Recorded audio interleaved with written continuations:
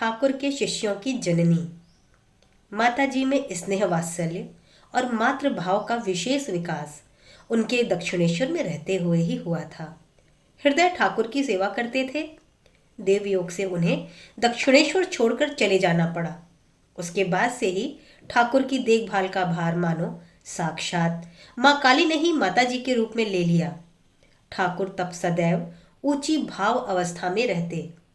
माँ उनके अनुकूल भोजन स्वयं अपने हाथों से पकाती और उन्हें खिलाती। नौबत खाने के उस छोटे से कमरे में ही उनका वास स्थान भी था। उनका सारा दिन और सारी रात उसी कमरे में बीतती।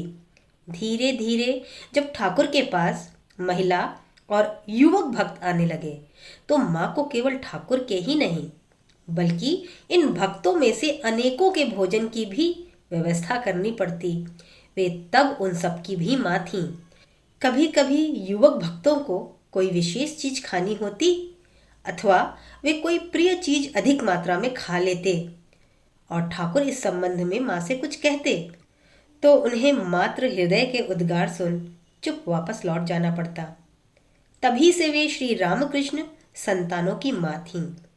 ठाकुर जब गले की चिकित्सा के लिए श्यामपुकुर और बाद में काशीपुर में थे उस समय श्री रामकृष्ण संतानों ने अधिक तीव्रता के साथ उन्हें माँ के रूप में पाया था।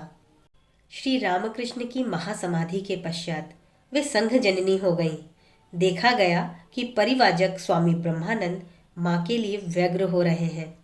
स्वामी विवेकानंद वराहनगर मठ से अंतिम बार परिवाजक के रूप में निकलने के समय माँ से आशीर्वाद की याचना कर रहे हैं और अमेरिका जाने के पहले अनुमति मांग रहे हैं।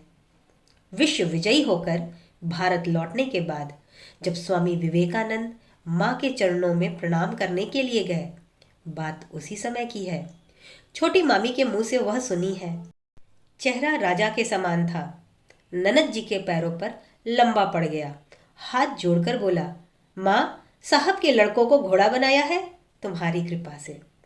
छोटा सा बच्चा यदि कोई इच्छित वस्तु पाले तो वह माँ को दिखलाने के लिए दौड़ पड़ता है।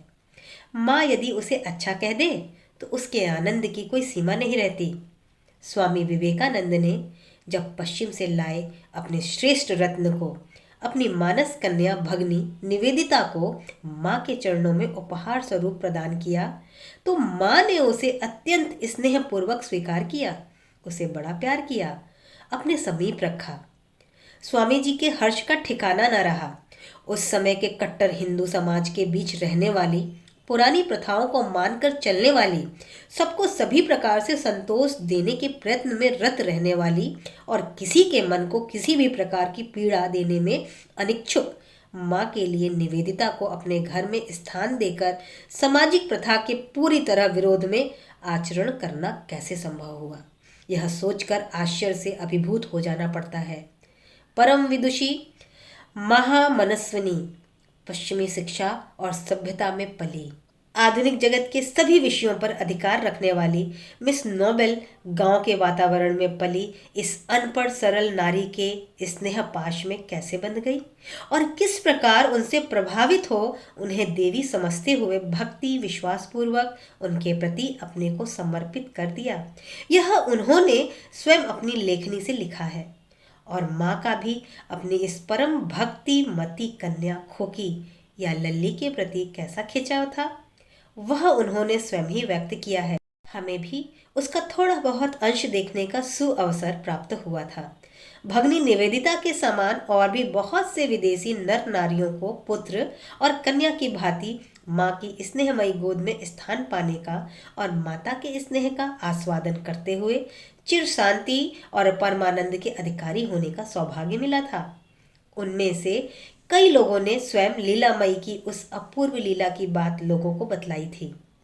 स्वामी विवेकानंद बेल्लूर मठ की प्रतिष्ठा करने के उपरांत वहां सर्व अभिष्टदायिनी माँ दुर्गा की पूजा करने का विचार करते हैं, पर सबसे पहले वे माँ शारदा से अनुमति लेते हैं।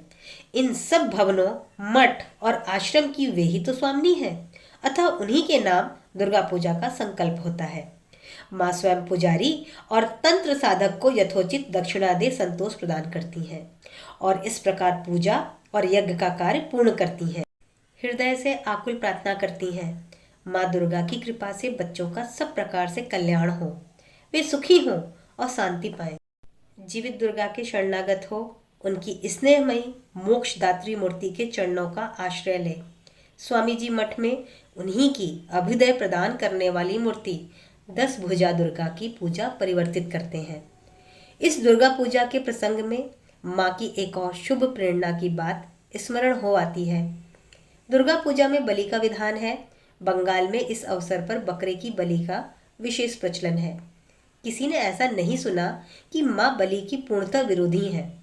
जयराम बाटी में सिंह वाहिनी के और कामरपुकुर में शीतला देवी के मंदिर में बलि होती थी, परंतु मठ में सन्यासियों के आश्रम में माँ पशु बलि का निषेध कर देती हैं। स्वामी विवेकानंद ने रामकृष्ण मिशन की प्रतिष्ठा कर सन्यासियों को जनसेवा के कार्यों में जो लगाया था, उस संबंध में पहले पहल कई लोगों के मन में ऐसा संदेह था कि स्वामी जी का यह कार्य ठाकुर की भावधारा के अनुकूल नहीं है। इस संबंध में कभी कभी कुछ लोगों ने माँ से पूछा भी था। माँ ने किसी को उत्तर दिया था, यह सभी ठाकुर का काम है। किसी दूसरे से उन्होंने कहा था, बेटा तुम लोग काम करके खाओ, काम न करने से भला कौन खाना देगा। धूप में घूम घूम कर भीख मांगने से सिर फिर जाएगा। भोजन ठीक से न मिले तो शरीर अस्वस्थ हो जाएगा। तुम लोग वह सब बात मत सुनना, काम करो, अच्छी तरह खाओ पियो और भगवान का भजन करो। इस प्रसंग में स्वामी शुद्धानंद जी की बात याद हो आती है। वे कहते हैं, स्वामी जी ने कहा है कि ठाकुर का एक उपदेश लेकर उस पर बड़ी बड़ी किताबें लिखी जा सकती हैं। माँ के केवल इस उपदेश पर कि बेटा काम करके खाओ, मैं भी एक खंडों का एक ग्रंथ लिख सकता हूँ। उन्हीं के विशेष आग्रह पर श्री श्री मायर कथा पहले पहल प्रकाशित हुई। वह घटना उल्लेखनीय है। स्वामी अरूपानंद माँ के विशेष कृपा प्राप्त शिष्य थे। उन्होंने जिस समय जयराम बाटी जाकर माँ के प्रथम दर्शन किए थे, तभी से उस समय सब बातों को वे लिपिबद्ध करके रख लेते थे। माँ के लीलावसान के तुरंत बाद ही उन्होंने अन्य भक्तों से भी माँ के संस्मरण इकट्ठा करना शुरू किया।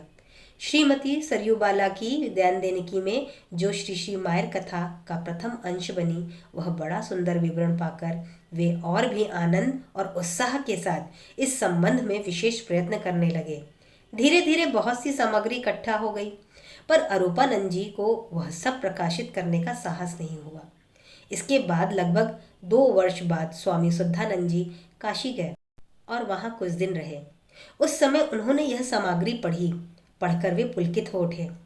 कलकत्ता लौटकर उन्होंने स्वामी शारदानंद जी से यह सामग्री पुस्तक आकार में उद्बोधन से प्रकाशित करने का विशेष अनुरोध किया। उसी समय प्रवासी पत्रिका के संपादक मनीषी रामानंद चट्टोपाध्याय ने अपनी पत्रिका में माँ के बारे में एक लेख प्रकाशित किया था। उन्होंने उसमें यह अनुरोध भी किया था कि जो माँ के कृपा प्राप्त भक्त हैं, वे माँ के जीवन के संबंध में और भी संस्मरण प्रकाशित करें। प्रवासी में छपा यह लेख श्री गणेन महाराज और लीला प्रसंग की सहायता से लिखा गया था। शुद्धानंद जी ने प्रवासी के संपादक के अनुरोध का उल्लेख करते हुए शारदानंद जी से कहा, जब जनता माँ के संबंध में और अधिक जानने की उत्कंठित है, तो यह सब सामग्री प्रकाशित करना हमारा कर्तव्य हो जाता है। शारदानंद जी राजी हुए और बोले कि संग्रहित सामग्री को देखकर अच्छी तरह संपादित करके प्रकाशित करना होगा।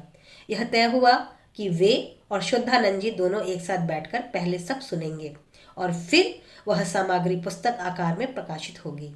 अरूपानंद जी को काशी में पत्र लिखा गया। गणेन महाराज ने रुपया भेजा। वे पांडुलिपि को लेकर उद्बोधन आए। संध्या के बाद शारदानंद जी के कमरे में उसे पढ़ा गया। वे और शुद्धानंद जी दोनों साथ बैठकर सुनने लगे।